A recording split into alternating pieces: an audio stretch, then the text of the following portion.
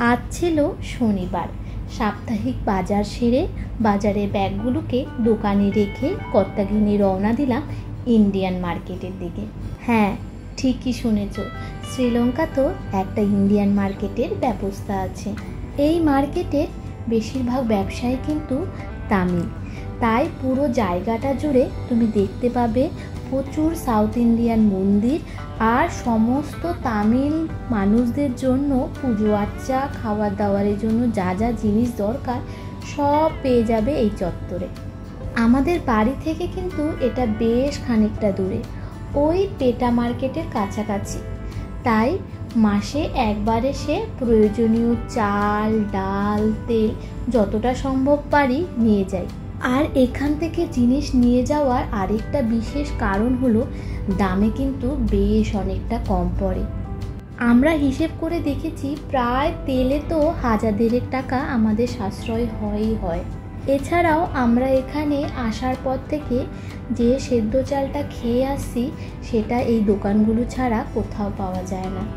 এর আগে কার্গিলে কি পাওয়া যায় সেই বিষয় নিয়ে যে ভিডিওটা করেছিলাম তাতে তো তোমরা অবশ্যই দেখেছো এখানকার লোকাল চালগুলো একটু গোল গোল আর একটু খেতেও অন্যরকম।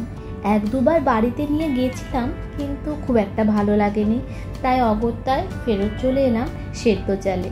আর যার জন্য এখানে না এলেই হবে না সেটি হলো এই মুড়ি।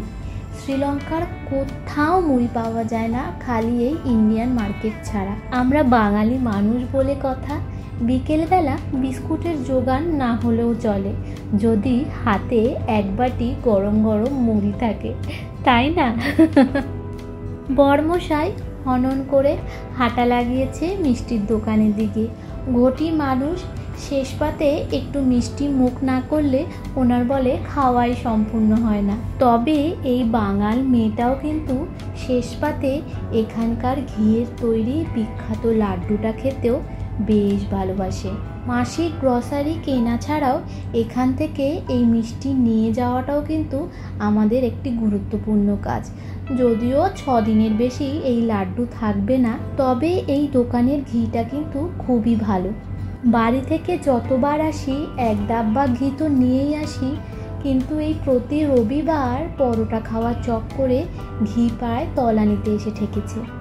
এই দোকানের সন্ধান পাওয়ায় আমাদের কিন্তু ঘিয়ের সমস্যার অনেকটাই উপশম হয়েছে। আজকের মতো কেনাকাটা শেষ, মালপত্র অটোতে বোঝাই করে রওনা দিলাম বাড়ির উদ্দেশ্যে। মাঝপথে আবার দোকান থেকে তুলে নিতে হবে বাজারের ব্যাগগুলো। এখানে কিন্তু যে সমস্ত দোকান ছিল সব জায়গাতেই তুমি কম বেশি ইন্ডিয়ান প্রোডাক্ট পেয়ে যাবে, কিন্তু আমাদের মতো যদি মাসিক গ্রসারি কিনতে হয় তাহলে এখানে পাশাপাশি 2টো বড় বড় গ্রসারির দোকান আছে, যেখানে তুমি শ্রীলঙ্কার অন্য জায়গা থেকে অনেকটা কম পয়সায় ইন্ডিয়ান প্রোডাক্ট কেনার সুযোগ পেয়ে যাবে। আজকের ভিডিওটা তাহলে এই পর্যন্তই রইল। তোমাদের কেমন লাগলো আমাকে কিন্তু অবশ্যই জানিও। খুব তাড়াতাড়ি তোমাদের সাথে দেখা হচ্ছে আরেকটা নতুন ভিডিওতে। ততক্ষণের জন্য আসি, টাটা।